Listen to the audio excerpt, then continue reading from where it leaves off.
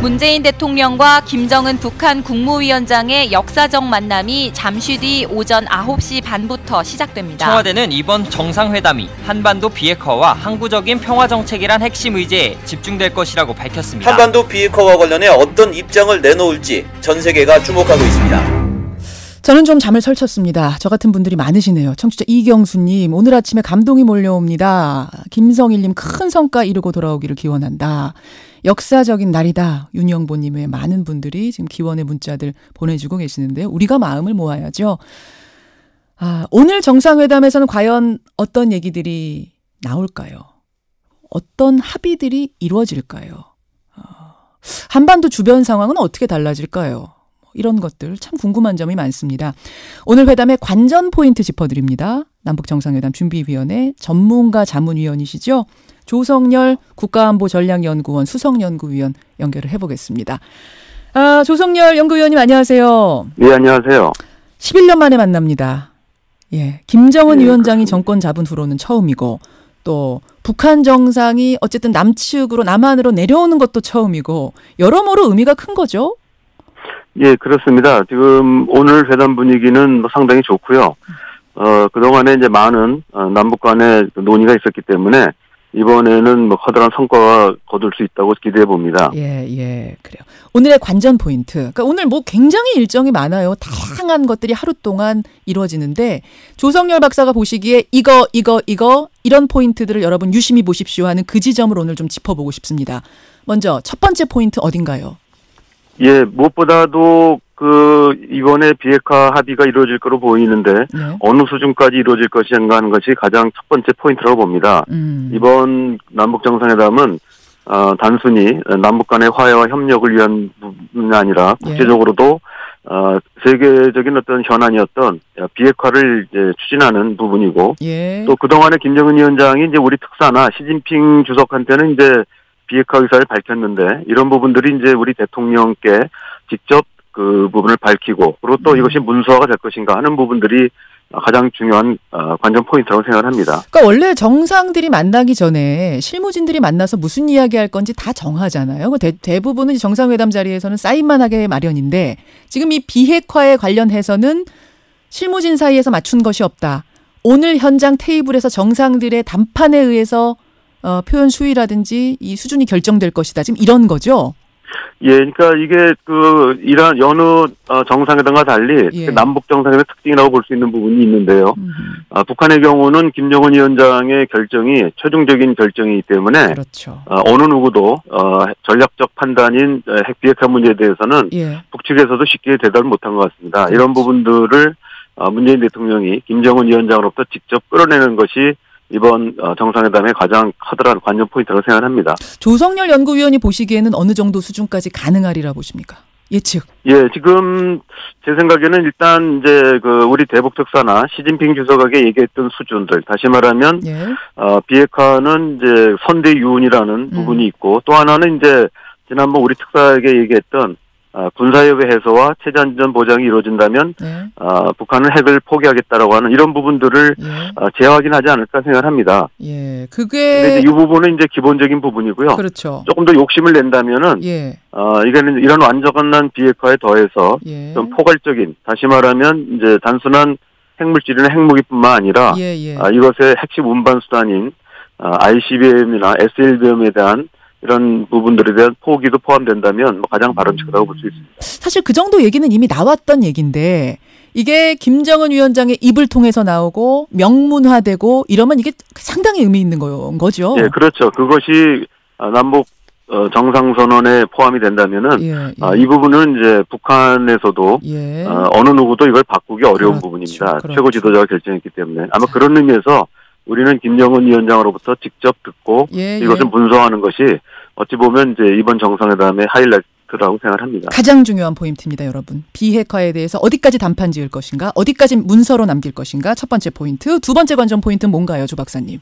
예, 북한이 이제 비핵화의 조건을 내걸었던 체제 안전 보장 문제입니다. 이 체제 안전 보장 문제는 사실은 우리만 할 수 있는 건 아니고 미국이나 국제사회가 같이 해야 되는 부분입니다만은 우리 차원에서 할 수 있는 최대한의 체제 안전 보장에 대한 그런 어떤 약속을 해야 된다고 봅니다. 그러니까 오늘 주고받고 이게 돼야 되는 거니까 그쪽에서 네, 비핵화 얘기를 하면 우리도 너희 체제 안전 보장해줄게. 북한이 제일 원하는 거 그거 해줄게라고 서로 주고받고가 돼야 되는데 근데 이게 아까 말씀하셨듯이 우리만의 보장으로는 되는 문제가 아니어서 어디까지 약속해줄 수 있을 거라고 보세요?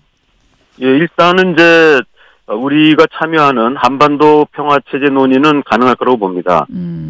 다만 이제 북미 관계 정상화 이 부분은 이제 우리가 직접 거론하기는 어려운 부분이고요. 그렇죠. 또 하나는 이제 그 남북한 평화 공존의 제도화와 관련된 부분인데요. 예, 예. 우리가 이제 그 북한에 대한 내정 간섭이나 또 불가침 그리고 적대행위 중지 이런 부분들을 담은 남북 간의 합의문을 만들고 이 부분에 대해서 우리가 국회에 이제 동의 절차를 거쳐서 발의를 하게 된다면 적어도 우리가 이제 우리 측으로서 발생하는 북한에 대한 위협 요인은 제거할 수 있다고 생각합니다. 우리가 해줄 수 있는 최대한을 내놓을 것이다라고 보시는 거군요. 예, 그렇습니다. 그게 이게 대통령 구두선이 아니라 국회까지 국회를 통과하는 수준까지 제도화가 돼야 된다고 제도화하겠다. 봅니다. 불가침, 내정 간섭 없다, 적대행위 안 하겠다. 이 정도까지 오늘 내줄 수 있을 것이다. 예. 그래요. 세 번째 관전 포인트는 뭔가요?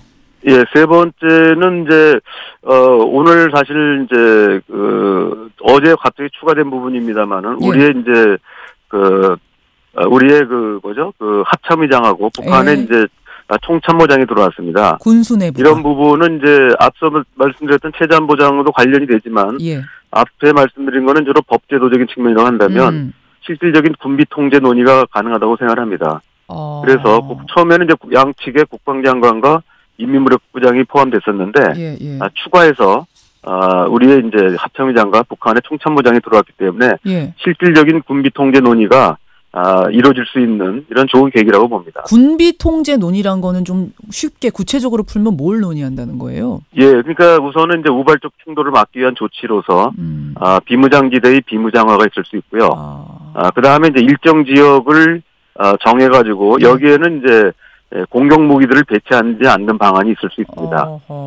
그 예를 들면은 지금 우리가 이제 서북 5도, 그러니까 서해 5도의 경우는 과거에는 이제 그 경무장 상태였지만 지난번 이제 몇 차례의 그 남북한의 해상 교전으로 인해 가지고 굉장히 어떤 고강도의 어떤 군사적 긴장 고조가 된 지역이 되어 있습니다. 그렇죠. 이런 부분들 같은 경우를 후방으로 물린다든지 그다음에 우리의 경우도 이제 북한의 개성 이북 그리고 뭐 파주 이남 여기까지는 이제 중무장한 무기들을 배치하지 않는다는 이런 부분들이 여기 논의된다면 획기적인 긴장 완화 조치라고 볼 수 있습니다. 이런 부분들은 아무래도 군사 전문가인 합참장이나 북한의 총참모장이 할 수밖에 없기 때문에 이번에 배석하는 게 아닌가 생각합니다. 갑작스럽게 그들이 왜 들어갔는가 결국은 그런 부분. 이 지역에서는 아예 우리 무기 빼버리자, 무기 철수하자 이런 논의까지 있을 것이다. 요거 있는지 없는지 여러분 관전 포인트입니다. 보시면 되고요.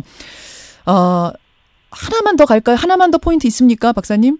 예, 아무래도 이제 주변국들이 어떻게 볼 것인가 하는 부분입니다. 이번에 이제 그 관심을 갖는 것이 한반도 평화체제 논의가 된다면 여기 당사자로서 남북한과 그리고 이제 미국뿐만 아니라 중국이 포함될 수 있습니다. 중국은 남북 정상회담과 북미 정상회담이 합의되자 전격적으로 북중 정상회담을 이제 합의를 하고 이행을 했는데 이게 7년 만에 이루어지는 부분입니다. 이런 부분도 중국이 상당히 관심을 갖고 있기 때문에 여기서 이제 우리가 좋은 결과를 도출하게 되면은 아마 본격적으로 시진핑 주석이 이제 한반도 문제에 움직이지 않을까 생각합니다. 그래요. 보통 이제 선거 같은 거, 대선, 총선 이런 거 있으면 변수가 있잖아요. 예를 들어서 날씨가 좋으면 사람들이 많이 놀러 가서 투표율을 내려간다든지 이런 변수가 있는데 혹시 오늘 남북 정상회담에서도 뭔가 변수라는 게 있을 수 있습니까? 예, 저는 이제 최대 그 변수는 사실은 이제 오찬 이후에 남북 정상과 수행원들이 이제 식수를 하게 됩니다. 소나무 심죠. 1953년생 이제 소나무를 식수하게 돼 있는데 중요한 건 그걸 끝나고 이른바 도보다리라고 있는데요. 도보다리를 그 남북 정상이 단둘이서 산책하게 돼 있습니다.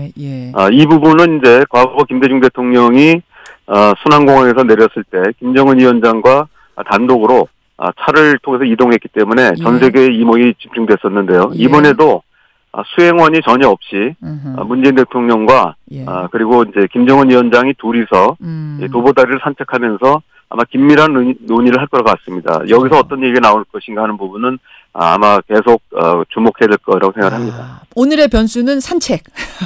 두 사람의 단독 데이트. 저도 그렇게 봐요, 사실은. 밥 먹고 나서 좀 배도 그득하고 기분 좋은 상태에서 날씨도 좋은데 자연 속에서 산책하면서 둘이 나누는 은밀한 대담. 여기에서 상당히 중요한 것들이 결정될 수 있다. 사실은 수행원 있을 때 얘기 못할 부분들을 허심탄회하게 양정상에 만날 수 있고 또 거기서 얘기하기 때문에 어찌 보면 아마 그 부분들이 두고두고 아마 공개적으로 밝히지는 않을 거라고 보는데 그때의 논의가 무엇인가 하는 부분들이 아마 전 세계 매스컴이 관심을 가지고 볼 부분이 아닌가 생각합니다. 여기까지 말씀 듣겠습니다. 조성열 박사님 고맙습니다. 예, 감사합니다. 남북정상회담 준비위원회의 전문가 자문위원이세요. 국가안보전략연구원 조성열 수석연구위원이었습니다.